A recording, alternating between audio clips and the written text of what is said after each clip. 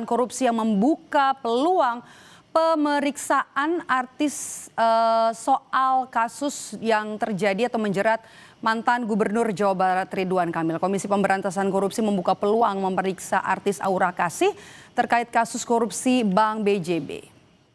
KPK menegaskan pemanggilan dan juga pemeriksaan artis Aura Kasih sebagai saksi terkait aliran dana kasus korupsi Bank BJB tergantung kebutuhan dari penyidik. Termasuk KPK juga mempertimbangkan alat-alat bukti yang ada untuk dikonfirmasi ke Aura Kasih. Saat ini penyidik KPK juga sedang menelusuri aliran dana kasus korupsi Bank BJB yang menyeret nama mantan Gubernur Jawa Barat Ridwan Kamil. RK dan juga orang-orang dekatnya sudah diperiksa KPK untuk bisa mendalami aliran dana dari korupsi Bank BJB.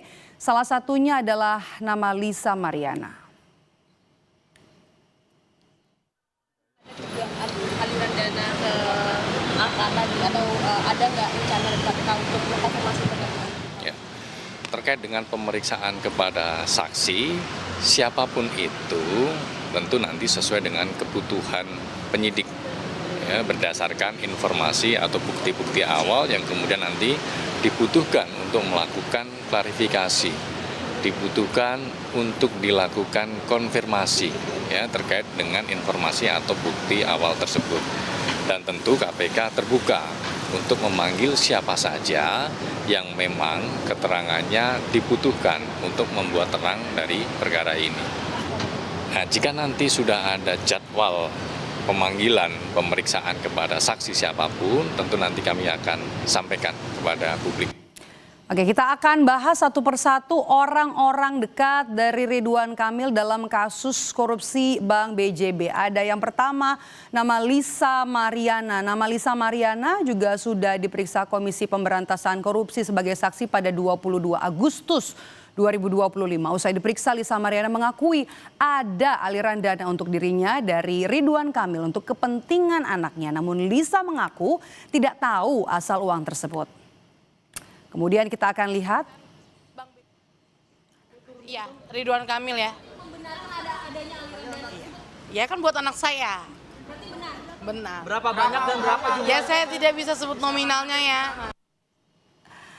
Kemudian nama lain adalah KPK juga turut membuka peluang memanggil istri mantan Gubernur Jawa Barat Ridwan Kamil, Atalia Praratia, dalam dugaan penyidikan kasus korupsi pengadaan iklan Bank BJB yang kini sudah menjadi mantan istri resmi hari ini. Juru bicara KPK Budi Prasetyo bilang penyidikan kasus tidak terpengaruh dengan proses perceraian RK dan juga Atalia berkaitan dengan pemisahan harta antara Ridwan Kamil dan juga Atalia sebagai konsekuensi dari perceraian yang terjadi. Pengacara menegaskan jika Atalia akan menghargai proses hukum penyidikan kasus korupsi Bank BJB di KPK. Pengacara juga menyebut Atalia siap jika KPK akan memanggilnya sebagai saksi. Bu Atalia sangat menghormati proses hukum ya. Dan bila mana adanya pemanggilan dari penyidik KPK itu hak dan wewenang dari penyidik KPK. Dan kita tidak bisa menduga-duga hal yang belum sesuai dengan fakta hukum, sesuai dengan pembuktian hukum.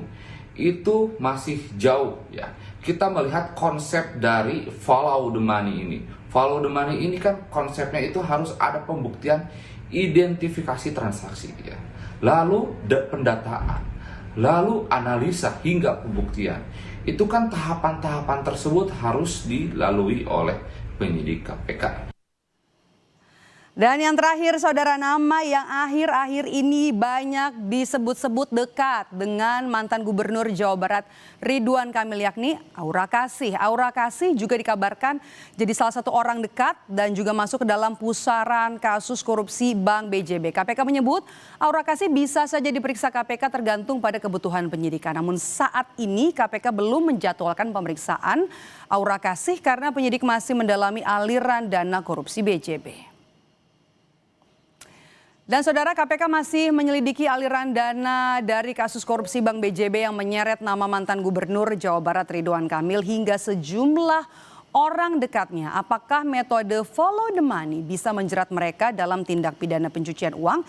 Kita bahas petang ini bersama dengan pakar tindak pidana pencucian uang Yenti Ganarsi. Selamat petang Bu Yenti. dengan Maidop. Selamat petang.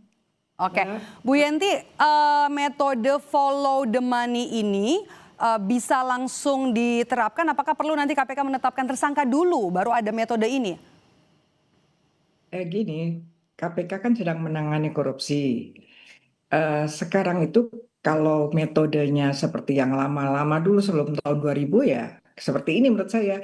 Harusnya KPK ketika mendalami, menyelidik dan kemudian menyidik, sekarang sudah penyidikan, korupsi itu sekaligus menyelidiki dan menyidik TPPU-nya langsung dengan follow the money, tapi follow the money-nya itu bukan karena undang-undang korupsi, tapi undang-undang pencucian uang gitu.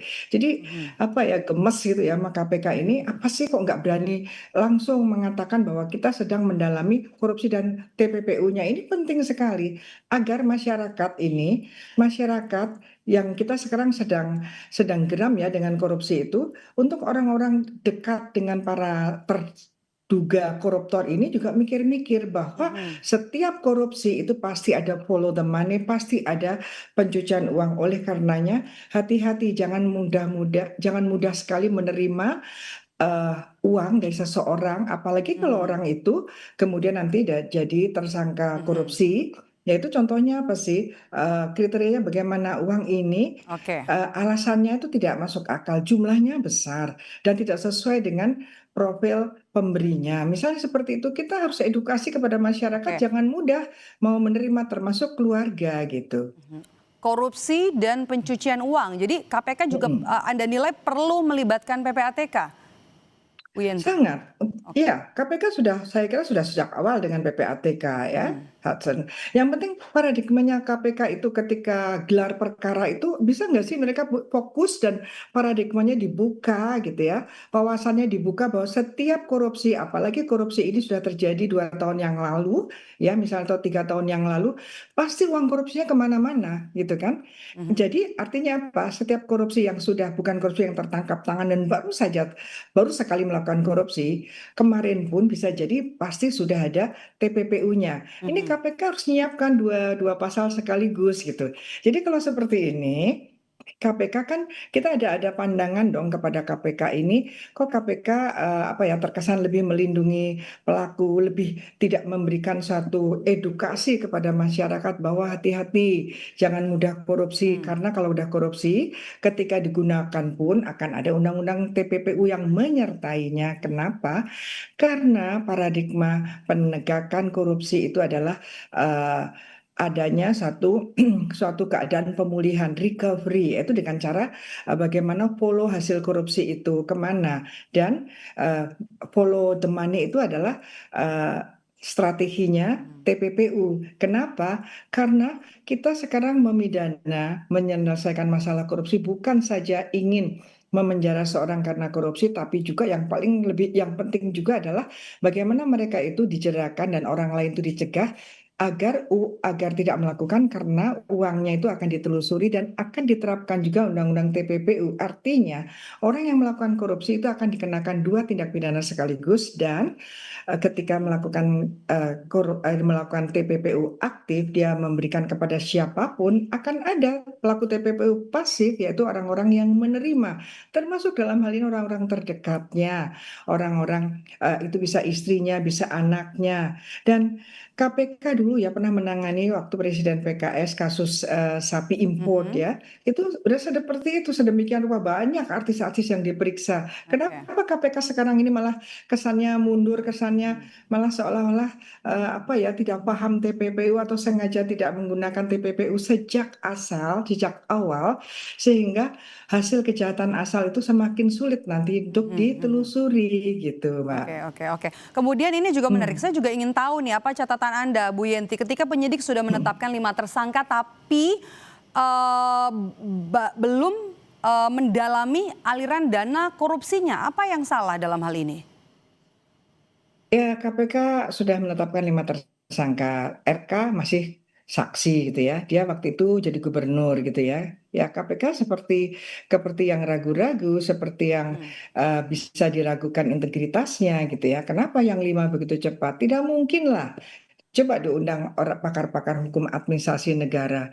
Ada satu dana non budgeter yang untuk bank BJB, di mana gubernurnya tidak tahu, gimana gubernur tidak tersangkut paut untuk penandatangannya dan lain sebagainya. Tidak mungkin kan itu. Sampai sejauh ini bahkan sudah ada pelacakan pemeriksaan terhadap orang atau putra mantan wakil presiden ya, yang waktu itu jual mobil dan kemudian diperiksa juga, ya kan?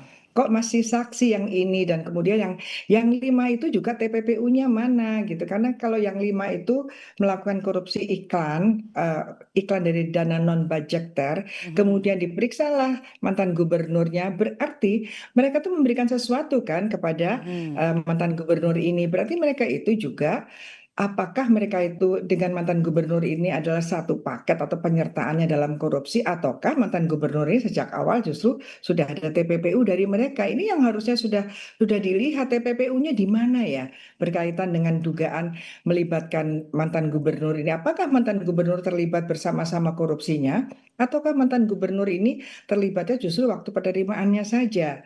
Jadi sejak awal ada korupsi, ada TPPU di korupsi yang terhadap saksi 5 tadi, apakah di sana ataukah memang sejak awal sudah ada kong kali kong, kan seperti itu yang terjadi. Karena belakangan ini kan penempatan pejabat, penempatan vendor-vendor itu kan banyak sekali konflik of interest ya. Ini membuat kita semakin skeptis ya. Ini negara beneran nggak sih mau membongkar korupsi, membongkar kejahatan ekonomi dan merampas semua hasil kejahatannya Baik. dengan menerapkan TPPU, dan yang penting adalah siapapun warga negara Indonesia yang menerima uang hasil kejahatan, dia hati-hati, Anda akan disita.